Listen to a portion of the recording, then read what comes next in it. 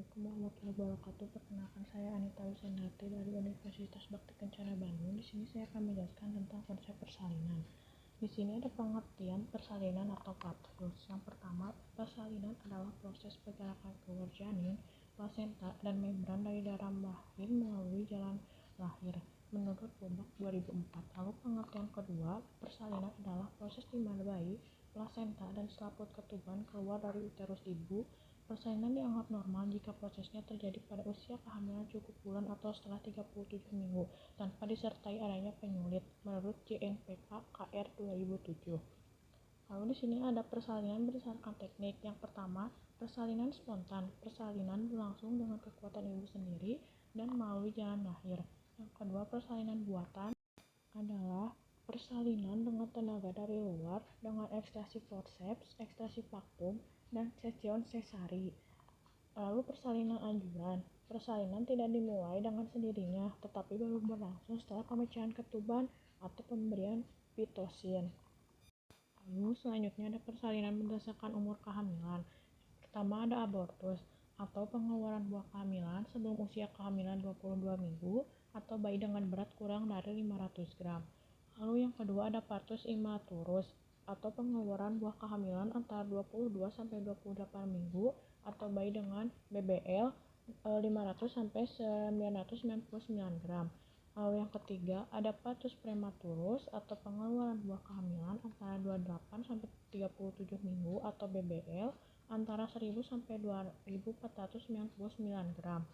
Lalu yang keempat ada partus maturatum pengeluaran buah kehamilan antara 37 sampai 42 minggu atau dengan BBL kurang dari 2500 gram. Lalu yang keenam ada partus postrenatum serotinus adalah pengeluaran buah kehamilan lebih dari waktu persalinan yang ditentukan. Lalu selanjutnya di sini ada istilah dalam persalinan. Yang pertama ada gravida. Gravida adalah seorang wanita yang sedang hamil. Lalu yang kedua ada para atau seorang wanita yang pernah melahirkan bayi yang dapat hidup atau viable. Yang ketiga ada primipara adalah seorang wanita yang pernah melahirkan bayi hidup untuk pertama kali. Lalu yang keempat ada multipara atau pluripara adalah wanita yang pernah melahirkan bayi hidup beberapa kali sampai 5 kali. Grande multipara adalah wanita yang pernah melahirkan bayi 6 kali atau lebih hidup atau mati. Lalu yang terakhir ada infartu adalah seorang wanita yang sedang dalam keadaan partus atau persalinan. Lalu selanjutnya ada asuhan persalinan. Asuhan yang dibutuhkan ibu saat proses persalinan adalah asuhan yang bersih dan aman selama persalinan dan setelah bayi baru lahir, serta upaya pencegahan komplikasi terutama perdarahan pasca persalinan, hipotermi dan afiksia bayi baru lahir. Lalu ada tujuan asuhan persalinan, yaitu memberikan asuhan yang memadai selama persalinan dalam upaya mencapai pertolongan persalinan yang bersih dan aman dengan memperhatikan aspek sayang ibu dan sayang bayi. Nah, lalu di sini ada tahap persalinan. Yang pertama itu ada tahap kala 1 atau kala pembukaan. Infantura ditandai dengan keluarnya lendir bercampur darah karena serviks mulai membuka dan mendatar. Darah berasal dari pecahnya pembuluh darah kapiler sekitar kanalis cervicalis karena pergeseran-pergeseran ketika serviks mendatar dan membuka. Lalu kala 1 ini persalinan dimulai sejak terjadinya kontraksi uterus dan pembukaan serviks hingga mencapai pembukaan lengkap yaitu 10 cm. Lalu persalinan kala 1 dibagi menjadi dua fase, yaitu fase laten dan fase aktif. Lalu fase laten yaitu di mana pembukaan serviks berlangsung lambat, dimulai sejak awal kontraksi yang menyebabkan penipisan dan pembukaan secara bertahap sampai pembukaan 3 cm berlangsung dalam 7-8 jam. Lalu ada fase aktif, yaitu pembukaan serviks 4-10 cm berlangsung selama 6 jam dan dibagi menjadi 3 subfase. Nah, subfase ini tuh yang pertama ada periode akselerasi, yaitu berlangsung selama 2 jam, pembukaan menjadi 4 cm. Lalu ada subperiode dilatasi maksimal, yaitu berlangsung selama 2 jam, pembukaan berlangsung cepat menjadi 9 cm. Lalu yang ketiga ada subperiode deselerasi, yaitu berlangsung lambat dalam 2 jam, pembukaan jadi 10 cm atau lengkap.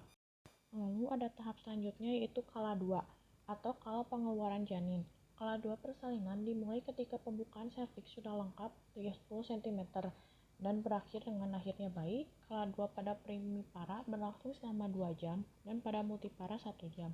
Tanda dan gejala skala 2, yang pertama, HI semakin kuat dengan interval 2-3 menit. Lalu yang kedua, ibu merasa ingin meneran bersamaan dengan terjadinya kontraksi. Lalu yang ketiga, ibu merasakan makin meningkatnya tekanan pada rektum dan vagina. Yang keempat, perineum terlihat menonjol. Yang kelima, vulva vagina dan sphincter ani terlihat membuka. Lalu yang keenam, peningkatan keluarnya lendir dan darah. Untuk diagnosa skala 2 ditegakkan atas dasar pemeriksaan yang menunjukkan yang pertama pembukaan serviks telah lengkap, yang kedua terlihat bagian kepala bayi pada introitus vagina. Lalu yang ketiga, ada skala 3, skala pengeluaran plasenta. Skala 3 persalinan dimulai setelah lahirnya bayi dan berakhir dengan lahirnya plasenta dan selaput ketuban. Seluruh proses biasanya berlangsung 5-30 menit setelah bayi lahir. Lalu, perubahan psikologis di skala 3, yang pertama ibu ingin melihat, menyentuh dan memeluk bayinya, yang kedua merasa gembira, lega dan bangga, yang ketiga memusatkan diri dan kerap bertanya apakah vagina perlu dijahit, lalu yang keempat menaruh perhatian terhadap plasenta. Lalu untuk skala 4 atau skala pengawasan. Skala 4 dimulai setelah lahirnya plasenta dan berakhir 2 jam setelah proses tersebut. Observasi yang harus dilakukan pada skala 4 yaitu yang pertama tingkat kesadaran, yang kedua pemeriksaan tanda-tanda vital yaitu tekanan darah, nadi dan pernapasan, yang ketiga kontraksi uterus, yang keempat terjadinya perdarahan. Perdarahan dianggap masih normal jika jumlahnya melebihi 400-500 cc. Lalu asuhan dan pemantauan pada skala 4. Yang pertama, lakukan rangsangan taktil seperti pemijatan pada uterus untuk merangsang uterus berkontraksi. Lalu yang kedua, evaluasi tinggi pundus dengan meletakkan jari tangan secara melintang antara pusat dan pundus uteri. Lalu yang ketiga, perkirakan kehilangan darah secara keseluruhan. Lalu yang keempat, periksa perineum dari perdarahan aktif, misalnya apakah ada laserasi. Mungkin cukup sekian yang bisa saya sampaikan. Mohon maaf bila ada salah-salah kata. Terima kasih atas perhatiannya. Wassalamualaikum warahmatullahi wabarakatuh.